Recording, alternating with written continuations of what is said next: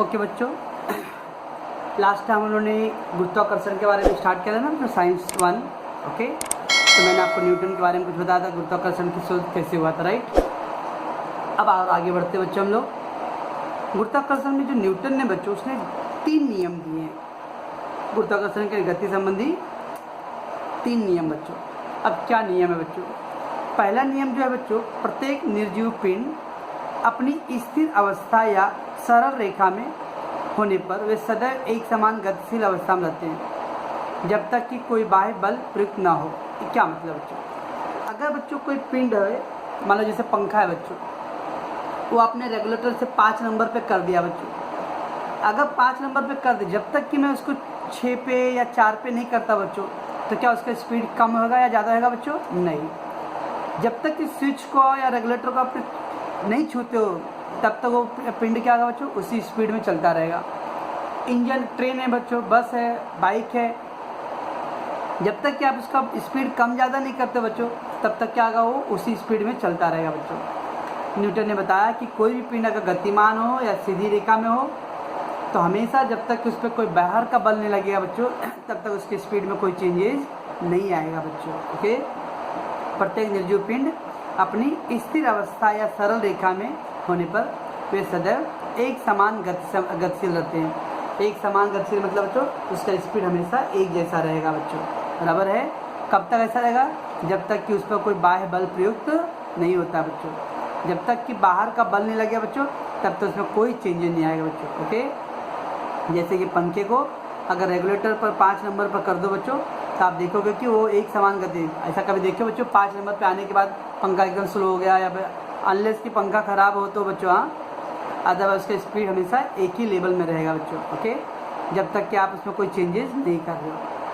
Okay बच्चों, तो जब तक कोई बाहर का बल किसी पिंड पर नहीं लगता बच्चों, तब तक उसकी स्पीड में कोई चेंजेस नहीं आएगा।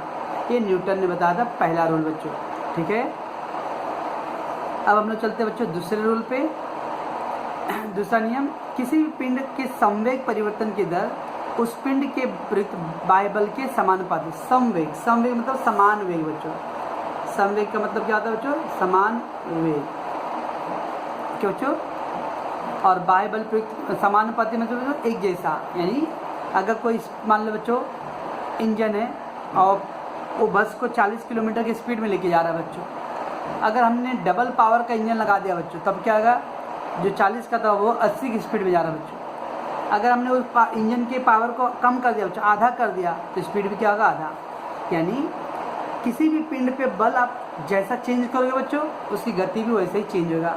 बल आपने डबल लगाया तो गति भी डबल लगेगा बच्चों, गति भी डबल हो जाएगा। बल आपने आधा कर दिया बच्चों, तो गति भी उसकी आधा हो जाएगा बच्चों। यानी देखिए बच्चों, तो गतिशील पिंड पर अगर a गुना बल प्रयुक्त हो रहा हो, ओके बच्चों, और यदि पिंड पर अगर 2a गुना बल, अब a गुना मतलब कोई नंबर है बच्चों, 10 गुना बल ले लीजिए बच्चों। अब 10 का दुगुना कर दिया बच्चों, मैंने 20 गुना कर दिया, तो 10 से 20 क्या बच्चों? दुगुना हो गया, तो उसका स्पीड भी क्या होगा बच्चों? दुगुना हो जाएगा। 10 से मैंने 5 कर दिया बच्चों, तो स्पीड, बल मैंने आधा कर दिया, तो स्पीड भी क्या होगा बच्चों? आधा हो जाएगा। ओके, यानी बल आप जैसा लगाओगे बच्चों, उसका पिंड का गति भी उस हिसाब से चेंज होगा बच्चों। उसको तो वर्ड समानुपाती बच्चों, या उस बल के परिवर्तन की दिशा में होता है। और हमेशा रखना बल जैसा, मान लो कोई पिंड बच्चों लेफ्ट साइड जा रहा था बच्चों, देखिए अब उस पर जो बल लगा रहा हूँ मैं, राइट साइड का डायरेक्शन चेंज कर रहा हूँ बच्चों, तो उसकी गति फिर डायरेक्शन राइट साइड जाएगा। ऐसा कभी होता है बच्चों, ड्राइवर राइट साइड में कर रहा हो, बस लेफ्ट साइड में आ रहा हो? नो, हम बल जिस दिशा में देना चाहेंगे बच्चों, गति भी उसका उस दिशा में बदलेगा। ठीक है बच्चों, कभी ऐसा होगा क्या कि आप लेफ्ट साइड में डाल रहे हो राइट साइड में जाएगा, या राइट साइड में अगर बल लगा रहे हो लेफ्ट साइड में जाएगा। आप कोई चीज़ को धक्का दे रहे हो बच्चों लेफ्ट साइड में, तो क्या राइट साइड में जाएगा वो? नो। यानी पिंड हमेशा बल जिस दिशा में पड़ता है या बल जैसा पड़ता है, उसके हिसाब से वो चेंज होता है बच्चों। इसी को बोलते हैं हम लोग समानुपाती बच्चों। समझता बच्चों? तो न्यूटन ने दूसरा रूल क्या बताया कि किसी भी पिंड की जो गति है बच्चों, वो हमेशा बल के हिसाब से बदलता है। बल अगर डबल हुआ तो गति भी डबल होगा, बल आधा हुआ तो गति भी आधा होगा। बल अगर लेफ्ट से राइट साइड में जा रहा है तो गति भी उसका लेफ्ट से राइट साइड में मूव होगा बच्चों। ओके बच्चों, समझ में आ रहा है कुछ क्या हो रहा है? अब तीसरा नियम था बच्चों, प्रत्येक पिंड पर क्रिया और प्रतिक्रिया बल का परिमाण समांतर है। क्रिया और प्रतिक्रिया बच्चों। क्रिया मतलब बच्चों एक्शन और प्रतिक्रिया मतलब बच्चों रिएक्शन। एक्शन और रिएक्शन, किसी भी वस्तु का जो परिमाण है बच्चों, उसका जितना आपने बल लगाया सामने से भी रिएक्शन उतना ही। आप देख लो, आप जितना मेहनत कर रहे हैं क्या आपका एक्शन, उधर से जो रिजल्ट आएगा वो भी क्या होगा, उतना रिएक्शन। तो इसका बल का परिमाण हमेशा परिमाण मतलब मात्रा बच्चों, परिमाण मतलब मात्रा। मात्रा मतलब आई वाला मात्रा नहीं, कितनी अनुपात में संख्या है। तो अगर बल आपने लगाया 10 किलो का तो 10 से रिजल्ट भी आएगा बच्चों 10 किलो का। ओके, लेकिन दोनों का प्रतिक्रिया अपोजिट दिशा में होगा बच्चों। रॉकेट देखो क्या होता है बच्चों, गुरुत्वाकर्षण के देखो, जब तिरंगा पिक्चर देखियो बच्चों, तो रॉकेट क्या होता है, धुआं निकलता है, जब चलता है तो वो ईंधन जल रहा है बच्चों। ईंधन जलने का मतलब उतना बल लगा रहा है बच्चों। तो जितना बल वो लगा रहा है बच्चों गुरुत्वाकर्षण भी उसको उतना तरह बल लगा रहा है। इसी वजह से क्या होता है बच्चों, रॉकेट जो है अपोजिट साइड में जाता है। क्यों, गुरुत्वाकर्षण नीचे की तरफ खींच रहा है और रॉकेट अपने आप को ऊपर की तरफ ले जा रहा है बच्चों। दोनों की दिशा क्या है, विपरीत है बच्चों। ओके, तो तीसरा नियम क्या था कि किसी भी पिंड पर आप जितना क्रिया एक्शन लगाते हो उतना ही उसका रिएक्शन भी होता है बच्चों। ओके, और दोनों का परिमाण हमेशा समान रहेगा, लेकिन दिशा क्या रहेगा बच्चों, अपोजिट रहेगा। ये था न्यूटन के 3 रूल बच्चों। आप मेहनत कर रहे हो बच्चों, जितना मेहनत करेंगे रिजल्ट उतना आएगा ना बच्चों। आप पेपर लिख के दिए हो टीचर को, टीचर भी आपको आंसर देती है, आप उनको दिए वो आपको दे रहे, दिशा दोनों चेंज हो गया। ऐसा कभी सुने हो मेहनत आपने 10% किया और रिजल्ट 70% आया हो? नो, हमेशा उतना ही रहता बच्चों। ओके, ये है न्यूटन के 3 नियम बच्चों। ठीक है, ओके बच्चों, अब आगे बढ़ते हम लोग। अभिकेंद्री बल बच्चों। अभी अभिकेंद्री बल क्या होता है बच्चों, कभी आपने देखो बचपन में बच्चों खेलते समय आप लोग देखे होंगे, कोई रस्सी है, रस्सी में कुछ बांध के ऐसे ऐसे चारों तरफ घुमाओ, चारों तरफ घुमाते हो और फिर छोड़ो तो क्या होता है बच्चों, जब तक रस्सी को तेज बल से घुमाते रहते हो चारों तरफ घूमते रहते, जैसे ही छोड़ते हो वो क्या होता है, उसमें कुछ बंधा हो या रस्सी वो आपकी तरह लपेटता है बच्चों। देखियो कभी आप रस्सी में कुछ बांध लो और बांध के ऐसे सर के ऊपर ऐसे ऐसे घुमाओ जोर से, अच्छा नीचे से नहीं ऐसे ऐसे मुंडी के ऊपर घुमाओ बच्चों, जब तक वो गोल घूमता रहेगा बच्चों, घूमता रहेगा। लेकिन जैसे आपने घुमाना बंद किया बच्चों, वो इमीडिएटली क्या आएगा, वो तुरंत आपकी तरफ आएगा बच्चों, आपकी तरफ लपटेगा। इसका मतलब होता है बच्चों कि जब हम बल प्रयुक्त करते हैं बच्चों, तो हमारा जो हाथ से जो घूम रहा है वो हाथ सेंटर बच्चों, तो पूरा आपका वो चारों तरफ घूमता रहेगा। लेकिन जैसे ही पावर कम हुआ बच्चों, वो क्या हुआ, वो सेंटर की तरफ यानी केंद्र की तरफ बच्चों वो आकर्षित हो जाएगा। इसी को बोलते बच्चों अभिकेंद्री बल। अभिकेंद्री बल वृत्ताकार कक्षा में घूमने वाले किसी भी पिंड पर वृत्त के केंद्र की दिशा में बल प्रयुक्त होता है बच्चों।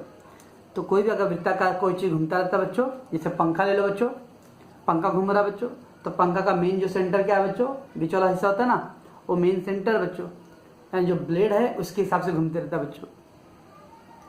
तो हमेशा जो बल होता है वो केंद्र की दिशा में होता है बच्चों। इसी बल को हम लोग बोलते हैं अभिकेंद्री बल बच्चों, अभिकेंद्री बल। ठीक है बच्चों, इस बल के कारण पिंड केंद्र की ओर जाने की कोशिश करता है बच्चों। इससे जो भी पिंड होता है बच्चों, जैसे मैं मालूम है, आपको एग्जांपल बता रहा हूँ, मैंने आपको लास्ट टाइम भी बताया था, एक डायग्राम बच्चों याद है कुछ, सूर्य है, सारे ग्रह हैं, क्या होता है पहले बच्चों मैं बोला था, बुध शुक्र पृथ्वी, तो सारे जो ग्रह होते हैं बच्चों सूर्य की चारों तरफ परिक्रमा करता है बच्चों। और ये चंद्रमा किसी की परिक्रमा करता है बच्चों, पृथ्वी के। चंद्रमा पृथ्वी की चारों तरफ घूमता है बच्चों और पृथ्वी सूर्य की चारों तरफ घूमता है बच्चों। अब देखो बच्चों, अगर चंद्रमा पृथ्वी के चारों तरफ घूमेगा, इसका मतलब जैसे इधर ले लेते हैं हम लोग, ये पृथ्वी है और ये चंद्रमा है, चंद्रमा अब इसके चारों तरफ घूम रहा है बच्चों। दैट मीन्स क्या हो गया बच्चों, ये पृथ्वी चंद्रमा के लिए क्या हो गया, केंद्र हो गया। मानो वृत्त का केंद्र बच्चों, आप ड्राइंग बनाते हो वृत्त का केंद्र बच्चों, तो अगर ये चंद्रमा पृथ्वी के चारों तरफ घूम रहा है, इसका मतलब पृथ्वी चंद्रमा के लिए क्या है बच्चों, केंद्र है। ओके बच्चों, तो मैंने आपको कल परसों भी लास्ट टाइम बोला था बच्चों कि कभी भी दो पिंड होता है बच्चों, उनके बीच में गुरुत्वाकर्षण होता है। तो ऐसे याद है, जो पृथ्वी है वो भी चंद्रमा पर बल प्रयुक्त करता है बच्चों। अगर ये बल ना रहे बच्चों तो चंद्रमा की जो कक्षाएं हैं वो चेंज हो सकता है, लेकिन बल की वजह से चंद्रमा क्या था, हमेशा पृथ्वी की तरफ आकर्षित रहता है बच्चों और इसी के चारों तरफ घूमता रहता है बच्चों। ओके, अगर इस तरह से अगर पृथ्वी उस पर बल ना प्रयुक्त करे ना बच्चों, तो चंद्रमा अपनी कक्षाओं को चेंज कर सकता है। ओके,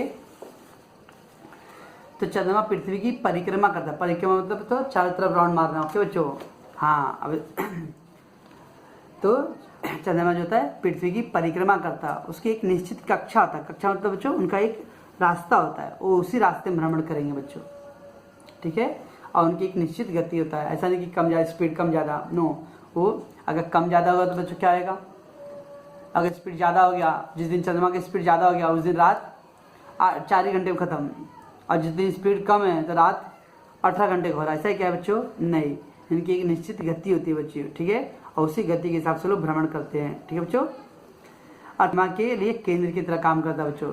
की चंद्रमा किसके तरफ चारों तरफ जाता है बच्चों, पृथ्वी की चारों तरफ। तो पृथ्वी क्या है चंद्रमा के लिए, केंद्र है, ओके बच्चों।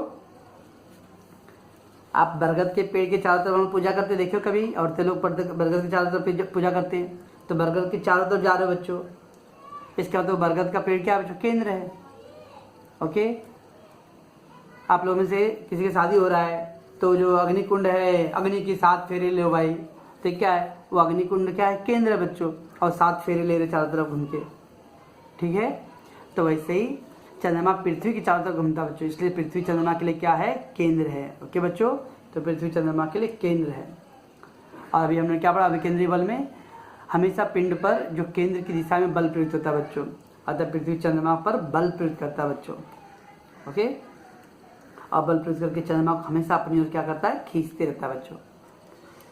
पृथ्वी चंद्रमा को अपनी ओर खींचते रहता है, सर खींचते, अब आपके दिमाग में सर खींचता है तो चंद्रमा नजदीक पृथ्वी पे आके घिर क्यों नहीं जाता है, उतना ही बल से खींचता है बच्चों जितना आवश्यकता है। कोई भी चीज़ बच्चों एक हद में होना चाहिए। हाँ, नदी बहता है बच्चों तब नदी का पानी पीते हैं, लेकिन जब नदी में बाढ़ आ जाता है तो पानी पीते क्या, नहीं। फल पकता है तो खाते बच्चों, देखिए देखो आम अभी देख लो बच्चों, बारिश एकदम फ्लो होता है, आम ज़्यादा पका रहता है तो कैसे खाने में लगता है, खाते हो आप क्या, देख के लगता कैसा है, एकदम बहुत ज़्यादा पक गया बच्चों एकदम पूरा, तब नहीं खाते हैं। वैसे यार बल भी एक निश्चित सीमा में होता है बच्चों, ओके। एक लिमिट से ज़्यादा बल प्रयुक्त नहीं हो सकता है, ठीक है बच्चों। तो हमारे दिमाग में रहेगा कि अगर बल प्रयुक्त करता है तो चंद्रमा पृथ्वी पर गिर जाना चाहिए, नो, बल उतना ही प्रयुक्त होता है जितना उसकी आवश्यकता है बच्चों, ओके। ये प्रकृति का सिद्धांत है, ठीक बच्चों।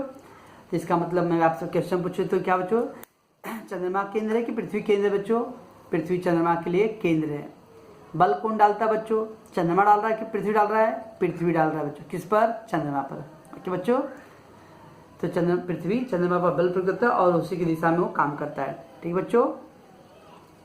चलो मैं आगे, अब आगे बच्चों, अगर चंद्रमा पृथ्वी की चारों तरफ जाता है तो ऐसे बच्चों पृथ्वी भी क्या होता है, सूर्य की चारों तरफ जा रहा है बच्चों, पृथ्वी भी सूर्य की चारों तरफ घूमता है बच्चों, ओके ओके। तो पृथ्वी सूर्य की चारों तरफ घूम रहा है बच्चों, ठीक ना। इसका मतलब जब पृथ्वी अब सूर्य की चारों तरफ घूम रहा है बच्चों, तो यानी सूर्य क्या है बच्चों, अब सूर्य पृथ्वी के लिए केंद्र है। एक्चुअली बच्चों सूर्य खाली पृथ्वी के लिए नहीं, सारे केंद्र, मैंने आपको बताया था बुध ग्रह, ये बुध है बच्चों, ओके बच्चों। तो अब केंद्रीय बल में क्या था बच्चों, आपको लास्ट टाइम क्या बोला था, आपका सारे जो ग्रह बच्चों, जैसे सूर्य है, ओके, तो सूर्य के चारों तरफ कौन था बच्चों, मैंने बोला था बुध शुक्र पृथ्वी, ओके।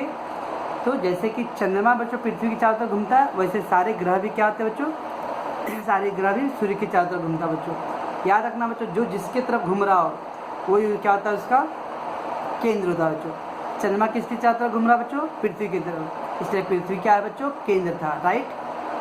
तो जब केंद्र है बच्चों तो पृथ्वी क्या होगा, चंद्रमा को अपनी ओर खींचता है। सेम वैसे बच्चों बुध है, किसके चारों तरफ घूमता है बच्चों, सूर्य के, यानी बुध का केंद्र कौन बच्चों, सूर्य। शुक्र ग्रह भी किसके चारों तरफ घूमता है बच्चों, सूर्य के, तो सूर्य क्या बच्चों, शुक्र के लिए केंद्र है। इनफैक्ट बुध शुक्र नहीं बच्चों, बल्कि सारे जितने भी ग्रह बच्चों 8 ग्रह, वो 8 ग्रह क्या है बच्चों, सूर्य के चारों तरफ घूमता है। 8 ग्रह यानी यहाँ के पृथ्वी भी बच्चों, ओके। तो सबके लिए ग्रह, सारे ग्रहों के लिए सूर्य क्या बच्चों, केंद्र है, ओके बच्चों। तो सूर्य केंद्र है, तो और क्या रूल है बच्चों, जो केंद्र होता है वही सूर्य पर क्या होता है, अपना जो केंद्र बच्चों वो सूर्य सभी ग्रहों पर क्या करता है, अपनी ओर आकर्षित करता है बच्चों, ओके। तो पृथ्वी भी सूर्य की परिक्रमा एक निश्चित कक्षा में करता है बच्चों, ओके।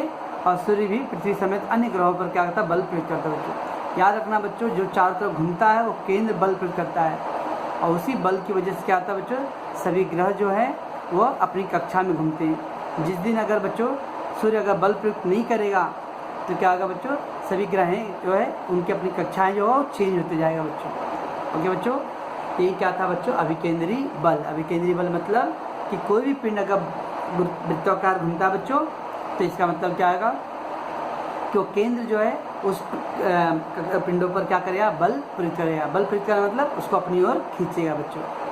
ओके बच्चों, तो ये हो गया अभिकेंद्री बच्चों।